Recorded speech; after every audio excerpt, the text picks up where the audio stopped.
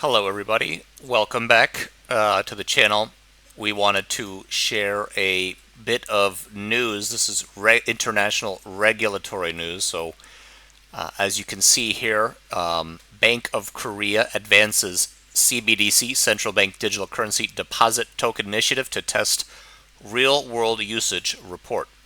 All right, so South Korea's CBDC pilot is moving to its second phase where deposit tokens will be integrated into existing banking systems.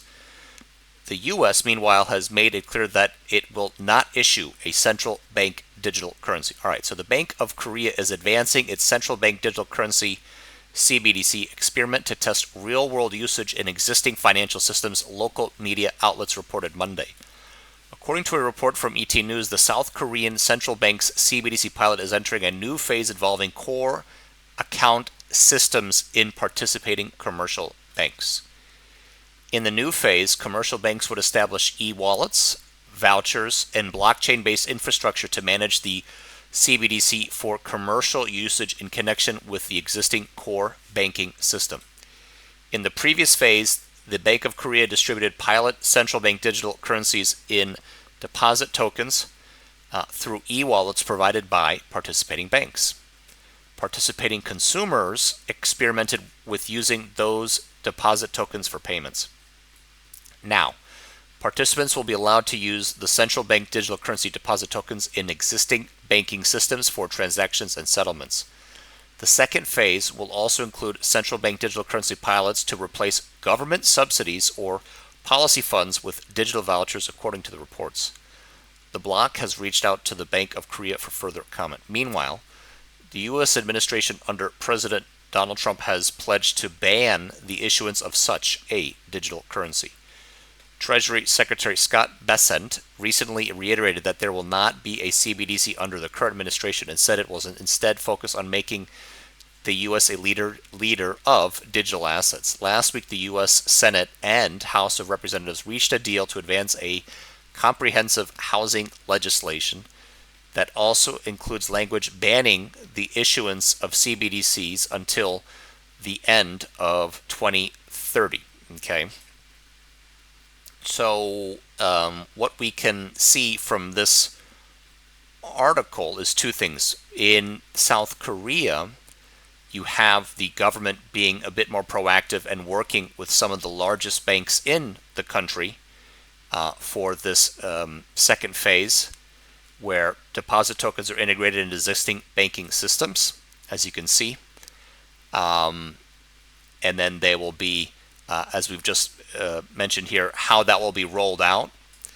And then the other part of the article, which we just realized that they put in at the end, is that over in the United States, the current administration, it seems that since they've come into power when they entered office in January of 2025, they've been focused on becoming a leader of all digital assets. So they want the United States to be a leader of all digital assets. So that might be the fact also, just like the United States dollar is sort of the incumbent when it comes to the global reserve currency, the USDT and USDC are really a very large percent of overall central bank digital currencies, certainly for stable coins, but in general, the US doesn't want to necessarily issue a central bank digital currency. So if the USD by default is the vast majority of the equivalent of stables, because these are our USDT or USDC, then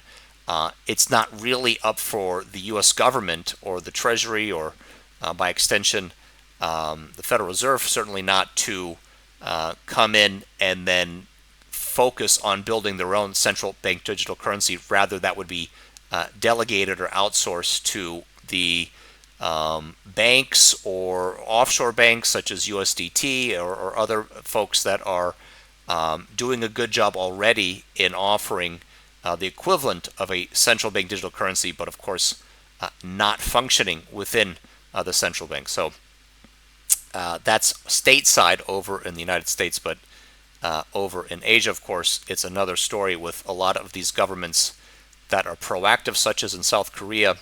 They are taking the time to, because it's, yes, of course, it's a smaller country, but it's a much more crypto focused economy, okay?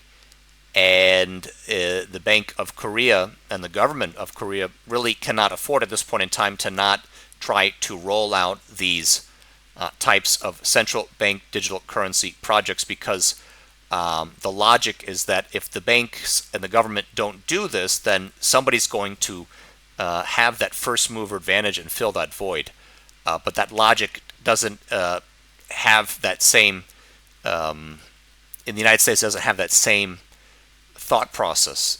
That logic does not translate in the United States, because they've even agreed, as of last week, both chambers of the legislative branch, the Senate and the House, have advanced a deal in a current housing legislation, a current bill that includes language which is not going to allow any sort of central bank digital currency to be issued inside the United States before the year 2031.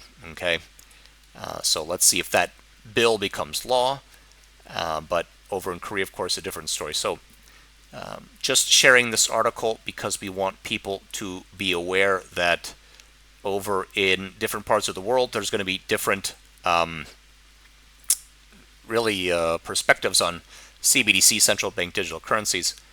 Now, last but not least, once again, we are cryptodeposit.org. So if you have any questions, you can email us at info@cryptodeposit.org. You can watch our onboarding tutorials on the YouTube channel. We have dozens and dozens and dozens of wallets that are available. And as you see on the homepage, cryptodeposit.org, you can connect your wallet. And after that's connected, you can begin to deposit cash here. That's the first tab. The next tab is buying stables, of course, as you see here, USDC, USDT.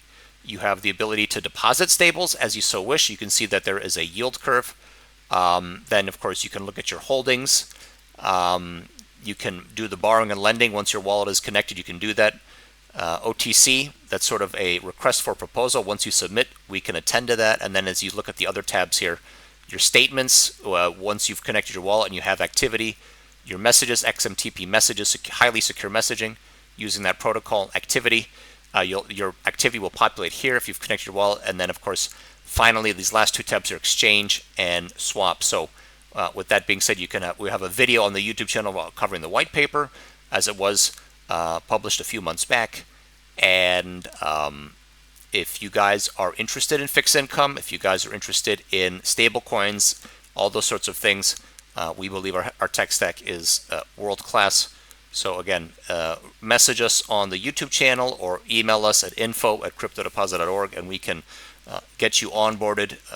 If the tutorials online are not sufficient, we have white glove, one-stop shop solution, white label solution. We're here to cater to family offices, asset managers, those sorts of folks. So with that being said, wishing you all a wonderful rest of your day or your evening, wherever you folks may be, and hopefully see you again soon on another video as we cover both the regulation side when it comes to the legislation in various countries, and similarly some of these interesting stories on stable coins, the good, the bad, the beautiful, not so beautiful.